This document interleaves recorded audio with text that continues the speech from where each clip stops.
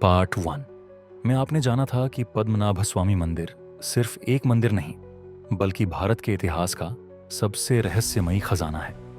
हमने देखा था कैसे त्रावणकोर के राजा खुद को राजा नहीं बल्कि भगवान पद्मनाभ का दास मानते थे, कैसे अरबों खरबों की संपत्ति मंदिर के वॉल्ट्स में जमा होती गई और कैसे वॉल्ट एक खुलते ही पूरी दुनिया हैरान रह गई। लेकिन पार्ट 1 का अंत एक ऐसे दरवाजे पर हुआ जो आज भी बंद है, वॉल्ट बी। और यहीं से श्री पद्मनाभ स्वामी टेम्पल मिस्ट्री खजाने की कहानी नहीं रह जाती, यह डर, चेतावनी और विनाश की कहानी बन जाती है। आज के पार्ट 2 में हम उस सवाल तक पहुंचेंगे जिससे भारत की सरकार और सुप्रीम कोर्ट तक पीछे हट गई। आज हम जानेंगे वॉल्ट बी पर बना नागबंधन असल में क्या है।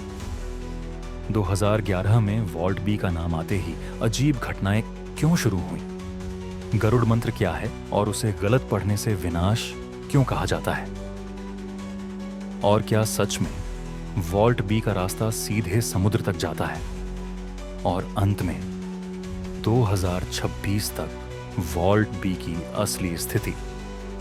यह वीडियो सिर्फ रहस्य नहीं बताएगा, यह बताएगा कि कुछ दरवाजे क्यों नहीं खोले जाते। वॉल्ट बी के दरवाजे पर बना नागबंधन कोई सजावट नहीं है। केरल के तंत्र शास्त्र में नाग सिर्फ सांप नहीं होते, वे माने जाते हैं ऊर्जा के रक्षक। मान्यता है कि नागबंधन एक तांत्रिक सील है जो किसी खतरनाक शक्ति को बाहर आने से रोकती है। मंदिर के वरिष्ठ पुजारी कहते हैं वॉल्ट बी एक जागृत शक्ति है, यह मृत नहीं, यह सो रही है। और अगर इस दरवाजे को गलत समय और गलत तरीके से खोला गया तो इसके पीछे सिर्फ खजाना नहीं, एक भयावह विनाश छुपा हो सकता है। 2011 में जैसे ही वॉल्ट बी खोलने की चर्चा हुई, घटनाएं बदलने लगीं। केस से जुड़े एक प्रमुख वकील की अचानक मृत्यु, जांच टीम के सदस्यों में डर, बीमारी और मानसिक दबाव, और मंदिर परिसर में असामान्य रूप से सांपों की मौजूदगी। सरकारी रिपोर्ट ने कहा सब संयोग है, लेकिन स्थानीय लोगों का मानना है यह चेतावनी थी। और ध्यान दीजिए, इतनी जांच, इतनी बहस और इतने वर्षों के बाद भी वॉल्ट बी आज तक एक बार भी नहीं खोला गया। लोक कथाओं के अनुसार वॉल्ट बी खोलने के लिए एक विशेष मंत्र चाहिए, गरुड़ मंत्र। कहा जाता है यह मंत्र अब लुप्त हो चुका है, इसे सिर्फ वही साधु जानते थे जिन्होंने वर्षों तपस्या की, और अगर मंत्र गलत उच्चारण से पढ़ा गया तो वॉल्ट नहीं खुलेगा, कुछ और खुल जाएगा। यही डर है जिसने आज तक हर प्रयास को रोक दिया। अब आते हैं सबसे खतरनाक थ्योरी पर। कुछ इतिहासकार मानते हैं वॉल्ट बी सीधे अरब सागर से जुड़ा हो सकता है। अगर वॉल्ट खोलते समय दबाव संतुलन टूटा तो समुद्र का पानी तेजी से अंदर घुस सकता है, और उसका असर सिर्फ मंदिर तक सीमित नहीं रहेगा। उस विनाश की लहर मंदिर, पूरे शहर और आसपास के सभी क्षेत्रों को अपनी चपेट में लेते हुए एक भयानक और अकल्पनीय बाढ़ में बदल सकती है। प्राचीन ग्रंथ इसे कहते हैं जल प्रलय। अब सबसे जरूरी सवाल, वॉल्ट बी आज किस स्थिति में है?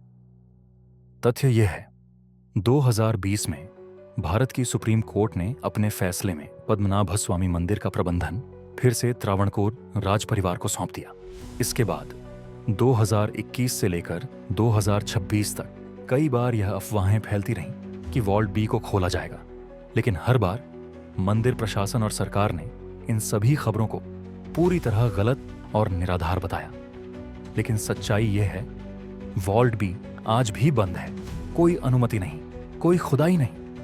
भारत की सुप्रीम कोर्ट तक इस दरवाजे को छेड़ने से पीछे हट गई।